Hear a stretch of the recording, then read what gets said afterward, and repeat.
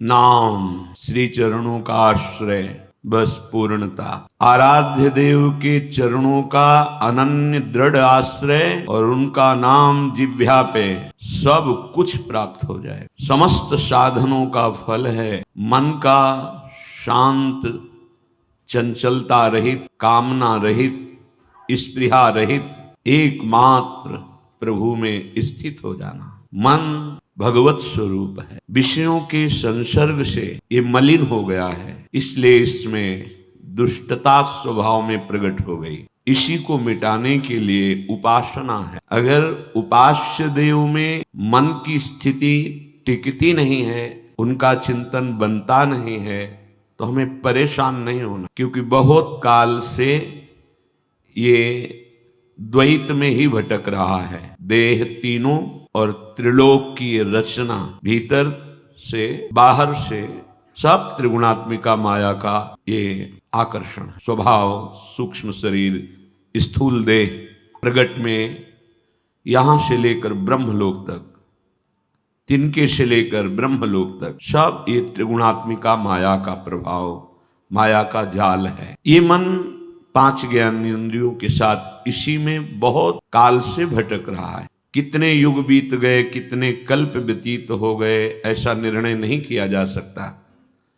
इतना पुराना अभ्यासी, विषय सेवन करने वाला मन इंद्रियों के सहित जो भोगों में सुख मानकर स्थित है, उसको 24 घंटे में यदि 5 मिनट भी हम प्रभु का नाम जप करा पाए, चिंतन करा पाए, तो बहुत बड़ी उपलब्धि की तरफ हम जा रहे हैं। निराश, हताश, उदास, ये वही होता है जिसको सत्संग नहीं मिलता और भगवत चरणों का आश्रय नहीं है। आश्रित कभी निराश, उदास, हताश, शोकित ये नहीं होता। फिर आप सब बड़े कृपा पात्र हैं, ऐसे चरणों का आश्रय लिया है। बड़ी से बड़ी गलती हो जाने पर जिस दरबार में गलती मानी ही नहीं जाती, हम उनके चरणों के आश्रित हैं। ऐसा हमारा आराध्य देव का स्वभाव है। इनके चरणारविंद का आश्रय लिया है तो समझो, इनके चरणारविंद का सुख न वेदों में है, न विस्तृत रूप से पुराणों में है, न योगींद्रों मुनींद्रों के हृदय में है।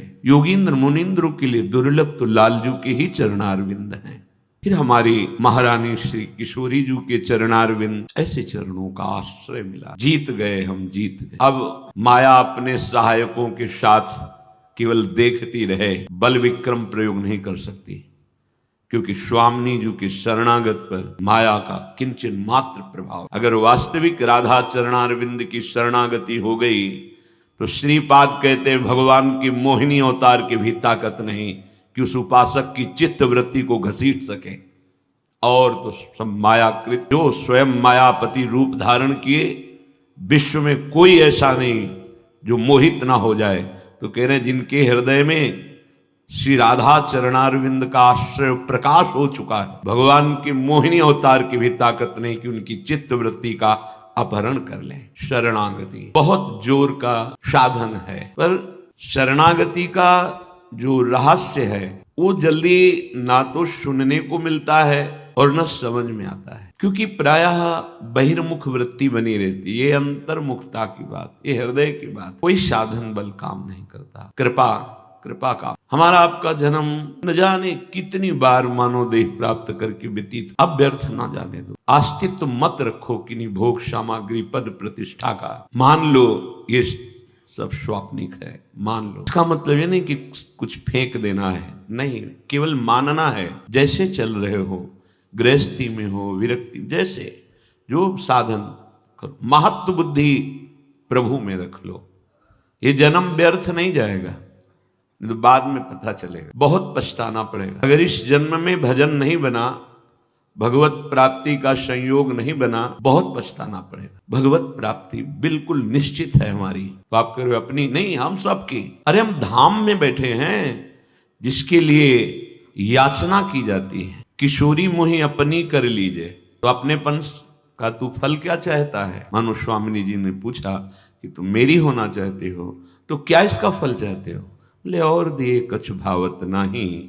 श्री वृंदावन रज, उस रज को जिससे बड़े बड़े महापुरुषों ने याचना की है, तुम्हें अहेतु की कृपालु लाडली ने कृपा करके दे दिया है। तुम्हें अपने कल्याण में अब क्या संशय है, बस थोड़ी सावधानी रख लो, नहीं तो ये जन्म व्यर्थ चला जाए। सूरदास जी कह रहे हैं कोई 40 वर्ष का, 50 वर्ष का, 60 वर्ष का, पर वही शरीर का दुलार, वही भोगों की चाह, वही नवीन नवीन इंद्रियों की विलासता की पूर्ति के लिए प्रयास, ये पहले जन्म में नहीं कर रहे हो, अरबों असंख्यों जन्म हो गए यही करते। अब इस जन्म को व्यर्थ मत करो, बहुत बहुत पछताओगे। जहां ये शरीर छूटा तो अवसर मिला था कर्म बंधनों को नष्ट करने का, तुमने व्यर्थ में और बोझा बढ़ा लिया। आए थे कर्म बंधन काटने और कर्मों के और जाल बांध लिए अपने ऊपर। व्यर्थ में जीवन, जिसके मुख में नाम नहीं, हृदय में हरि आश्रय नहीं, कोई भी हो, कहीं भी हो, कैसा भी हो, व्यर्थ जीवन जा रहा है। अंत परिणाम उसका पता चलेगा जब, तब वो पछताएगा कि जिस लिए हम आए थे वो तो किया ही नहीं। क्या करना है? हरि सुमिरन। ये कैसे बनेगा? गुरु सेवा।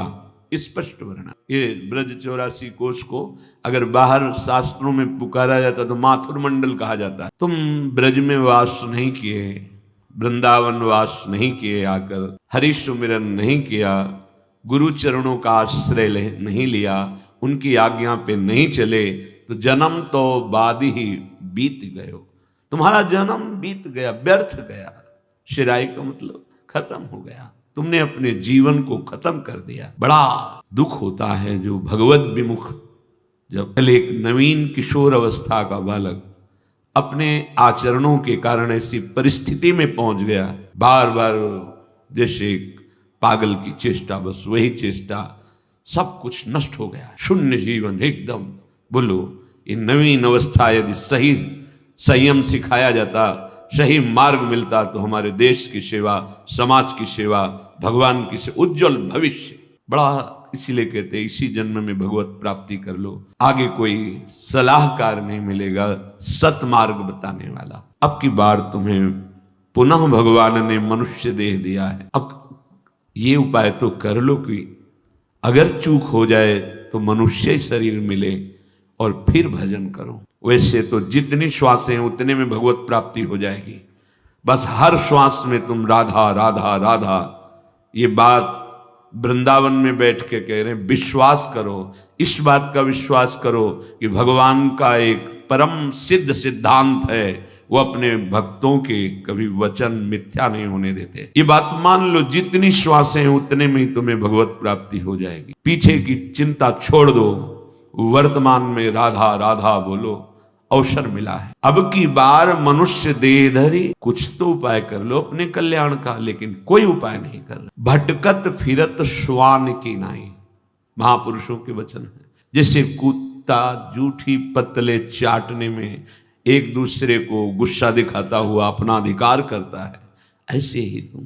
ये शरीर क्या है? केवल चमड़ी ऊपर से चमक रही, इसलिए सुंदरता दिखाई दे रही। सब असुंदर ही असुंदर है, इसमें कुछ सुंदर नहीं। सुंदर तब है जब सुंदरता की सीमा का आश्रय लेकर नाम जप कर रहे हो, तो दर्शनीय हो, बंदनीय हो, और इतने पावन तुम्हारे शरीर के अंग हो गए। भगवान का भक्त जहां चरण धर देता है तीर्थों में, तो तीर्थों के भी पाप नष्ट हो जाते हैं। अगर नाम जप नहीं, भजन नहीं, तो तुम्हारा जीवन किस काम का? बढ़िया हो। अरे कभी तो विचार करो कि जब शरीर छूटेगा तो क्या साथ जाए। इसलिए सूरदास जी कह रहे हैं, लाल गिरधरन गिरिराज धरन प्रभु श्री कृष्ण चंद जो, इनको कभी भजा, कभी इनको दुलार किया। अरे देखो, इस तनों में जहर लगाकर मारने गई तो यशोदा मैया को जो पद मिलना वो मिला पूतना को, और तुम प्यार से अगर कहीं दुग्ध भोग लगा दो, प्यार से कहीं इनको एक पुष्प भी चढ़ा दो, तो ये कितने कृपालु हैं। कभी तुम इनको रिझाने की चेष्टा की, लाल गिरधरन को, कभी इनके विमल जस गाए, कभी श्रवणेन्द्री समर्पित की इनकी कथा सुनने में, इनके नाम कीर्तन में। कभी ऐसा हुआ कि अपने चरणों में घुंघरू बांध करके इनके सामने अश्रु प्रवाह करते हुए, अंग प्रत्यंग से हाव भाव दर्शाते हुए नाचे कभी इनके सामने? सूरदास, ये भक्ति के 64 अंगों में एक अंग है, नृत्य करना। आराध्य देव के सामने लाज आती है प्रभु के सामने नाचने में, और संसार के सामने नाचने में नहीं आती। नाचना लोक दिखावे के लिए नहीं, लोक रिझावे अपने आराध्य देव के लिए। प्रेम सहित पग बांध घूंघरू सक्यो न अंग, कभी एकाग्र होकर रुचि पूर्वक भगवत चर्चा सुनी। रुचि तो भोगों की बात सुनने में है। अगर कथा में भगवत कृपा से आ गए तो नींद आ जाएगी, या क्या कह रहे हैं पकड़ ही नहीं पाएंगे। बड़े भाग्यशाली हैं। जैसे स्वाति के बूंद को पपीहा पीता है, ऐसे एक एक शब्द अपनी श्रवणेन्द्री से एकाग्रता पूर्वक पान करता है। हृदय में भाव भरकर कभी भगवत प्रेमी महात्माओं के चरणों को पखारा, चरण धोए। कभी चरणामृत प्रिया जो तुम्हारे जीवन को परम पावन कर दे, नहीं तो तुम्हारा जीवन व्यर्थ जा रहा है। मेरी प्रार्थना मान लो। सूरदास, ये बड़े बड़े संत महात्मा क्यों लोक उपदेश करते हैं? जैसे अपने बेटे से मोही पुरुष को प्रेम होता है, ऐसे जो भगवत प्रेमी महात्मा होते पूरा विश्व उनका अपना होता है, विश्व अपना होता है। कि तुम इतनी ऊंचाई पर चढ़ने के लिए मानव देह प्राप्ति क्या, कहां नीचे गिरे जा रहे हो? अगर कान में शब्द पड़ रहे हैं तो तुम जीवित हो, तो जितनी श्वासें अभी काम बना लो। हमारे प्रभु बड़े करुणामय हैं। अन्य उपायों अन्य साधनों की तरफ मत भागो। इस भव समुद्र की, भव रोग की एकमात्र औषधि नाम, एकमात्र पार करने में समर्थ नौका नाम। ये सब शास्त्रों का सार नाम। अब तो इस नाम नौका पे चढ़ जाओ ना, अर्थात जिह्वा से नाम जपने का स्वभाव बना लो। पता नहीं कौन सी श्वास आखिरी हो, और उस आखिरी श्वास में राधा लाडली लाल की प्राप्ति निश्चित। इसलिए हृदय में ये बात समझ लो कि तुम्हारी कोई दुख भरी बात सुनने वाला भी नहीं, दूर करने की तो बात जाने दो। इन लोगों को ऐसा भ्रम है कि कोई चमत्कार प्रकट करके हमारे दुख दूर कर देगा। हम प्रार्थना करते हैं कि आप ऐसा मत सोचिए। किसी की सामर्थ्य नहीं है, अगर है तो हरिनाम में है, और वो तुम्हें जपना होगा। तुम्हें जब तक तुम्हारी जिह्वा राधा राधा राधा, कृष्ण कृष्ण कृष्ण या राम कृष्ण हरि जो नाम प्रिय हो, आप निरंतर नहीं जपोगे, तब तक ये दुख की फांसी किसी का आशीर्वाद नहीं काट पाएगा। इस बात को तार्किक लोग भले न समझें, लेकिन श्रद्धालु लोग बात को समझें। कितना भी भारी दुख हो, ये नाम तुम्हें सहने की सामर्थ्य देगा, तुम्हें आगे बढ़ने के लिए प्रकाशित करेगा। वो मार्ग दिखाई देगा जहां अभी भोग लो पूर्व प्रारब्ध, आगे कभी तुम्हें दुख नहीं मिलेगा। परम सुख, परम शांत, और वर्तमान में भी तुम परास्त नहीं होगे। ये सिर्फ नाम में सामर्थ्य है। तुम्हारी वृत्ति विषयों में लगी है, और तुम सोचो कि मैं किसी के पास जाकर धनादि या भोग सामग्री अर्पित करके ऐसा आशीर्वाद प्राप्त कर ले कि हमें दुख ना हो। कदापि कदापि ऐसा नहीं हो सकता, ऐसा नहीं हो सकता। भगवान के अवतार स्वयं दत्तात्रेय अवधूत शिरोमणि, इनका संग किया है वंशी शास्त्रावाऊ अर्जुन ने, बड़ी सिद्धियां प्राप्त की, पर उद्दंडता नहीं गई। भजन नहीं स्वीकार किया तो उद्दंडता नहीं गई, और एक महान ब्रह्म ऋषि का भारी अपराध कर बैठे जमदग्नि जी का। उनके पुत्र भगवान परशुराम ने पूरे वंश का विनाश कर दिया। क्या हुआ? अगर आप साधु समागम कर रहे हैं तो मनन करके नाम जपना शुरू कर दो। किसी का आशीर्वाद, वो समर्थ थे, आशीर्वाद मिला उसको, सिद्धियां मिली, बल मिला। 1000 भुजाओं से युक्त महाबली 80,000 वर्ष तक जवान रहकर विषयों का क्या मिला, क्या परिणाम क्या मिला? भजन नहीं किया। अगर भजन किया होता तो ऐसे महात्मा का इस तरह से अपमान नहीं करता, और उसी का फल हुआ कि कोई कुल में पिंडदान करने वाला नहीं बचा। भगवान परशुराम जी के फरसे से विनाश हो गया। क्या समझ? तुम करो गंदे आचरण, किसी का आशीर्वाद तुम्हें बचा लेगा? नहीं भाई, हृदय में ही भगवान तुम्हारे बैठे हैं। इनसे बड़ा कौन होगा सृष्टि में? वो भी शांत बैठे तुम्हारे आचरणों को देख रहे हैं। जिस दिन तुम सदाचरण में आ जाओगे, वो कृपा कर देंगे, प्रकाशित हो जाएंगे। आप अंदर से देखो कितने आप विवश हो, कितने अधीन हो चुके हो आप। कोई पूछे आप कैसे हो, आप कहोगे बहुत मौज में हैं। झूठे। तब लगी कुशल न जीव कहूं, सपने हो मन विश्राम, जब लगी भजत न राम को। कैसी झूठी बात कह रहे हो? काम के गुलाम हो, क्रोध के गुलाम हो, मोह के गुलाम हो, मद के, ईर्ष्या के, द्वेष के, नाना प्रकार के प्रपंच के तुम सुखी हो सकते हो, तुम्हारा मंगल हो सकता है, तुम कुशल से हो सकते हो। कैसे हो? केवल भ्रम से तुम बोल रहे हो सब कुशल मंगल है। बिना मंगल भवन का आश्रय लिए तुम्हारा मंगल होगा? बिना भजन के तुम्हारी बुद्धि ठीक निर्णय करेगी? पापाचरण तुमसे नहीं होगा? असंभव, असंभव। जिसकी जिह्वा पे नाम चलता है, हृदय भगवत आश्रित है, वो जीत जाता है, नहीं तो बुद्धि निर्णय करने लायक ही नहीं रह जाती। किससे कहूं अपने हृदय का दुख? कौन हमारी बात? हमें काम गुलाम बनाए हुए है, हमें ये विषय परास्त कर रहे हैं। कौन? नाथ हे वृंदावन बिहारी, कौन ऐसा है जो आपके सिवा सुन सके? नहीं है। जिससे आप अपनी कमजोरी बताओगे वो प्रयोग करना चाहेगा आपकी कमजोरी का, आपका उपहास करेगा, वो आपको दुखी कर देगा। आपकी कमी प्रकाशित हुई, उसी से वो आपको दबाएगा। नहीं, कोई नहीं है जो हमारी बात सुनकर हमें सहयोग दे सके। एकमात्र समर्थ प्रभु। हे बनवारी, हे वृंदावन बिहारी, समर्थ और न देखो तुम बिनु, तुम्हारे जैसा और कौन समर्थ है?